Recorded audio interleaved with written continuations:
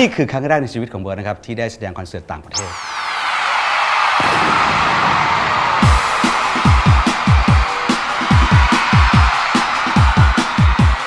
เบิร์ดจะขนกระบวนความสุขทั้งหลายทั้งแหล่ไปให้ทุกคนนะครับไม่ว่าจะเป็นแดนเซอร์ชุดคอสตูมแสงสีเสียงท่าเต้นเด็ดๆเพลงมันๆเพลงซึ้งๆทุกอย่างเลยครับแฟนจ้าฉันมาแล้วจ้ายืนอยู่แล้วนะขยับมาใกล้ๆ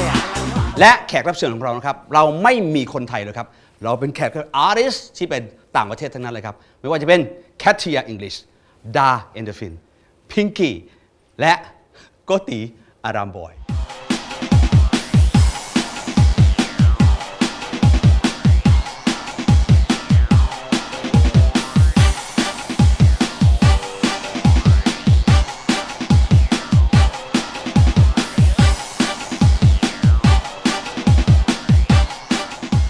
จะถึงเวลาแล้วนะครับพ่อแม่พี่น้องทุกคนนะครับไทยลาวเขมร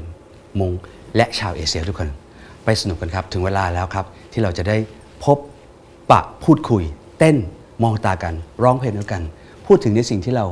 เคยมีร่วมกันแล้วห่างกันมานานได้พูดถึงในเมืองไทยว่าเป็นยังไงบ้างเราจะได้พูดคุยเบิร์ดจะได้มองตาทุกคนเบิร์ดจะได้รู้ว่าคนที่อยู่ที่นั่นเป็นยังไงกันบ้างนะครับมีความสุขสนุกแค่ไหนเราจะได้คุยกันเบิร์ดอยากจะดูท่าเต้นว่าทุกคนเต้นเป็นยังไงเบิร์ดอยากได้ยินเสียงกรี๊ดของทุกคนว่าคนที่อยู่ไกลๆมากๆนั่นน่ะเสียงยังกรี๊ดกันได้หรือเปล่าจะสนุกกันแค่ไหนขอทุกคนมีความสุขมากๆแล้วก็รอคอยที่จะเจอกับพวกเรานะครับสำหรับพ่อแม่พี่น้องชาวเอเชียด้วยกันนะครับก็มา enjoy ด้วยกัน spend the time together and dance together sing together we are family and I can't wait to see you ขอให้ทุกคนมีความสุขแล้วรอที่จะเจอกันนะครับนอกจากเราจะมาแดนซ์สนุกกันแล้วนะครับโดยเฉพาะคนไทยด้วยกัน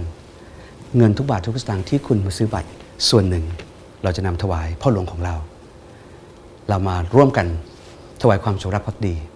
จะมีเพลงที่เราจะร่วมร้องด้วยกันนะครับน่าจะเป็นความรู้สึกที่ดีมากๆรอไม่ไหวแล้วครับจนกว่าจะได้พบกันใหม่ครับเร็วๆนี้ครับสวัสดีครับ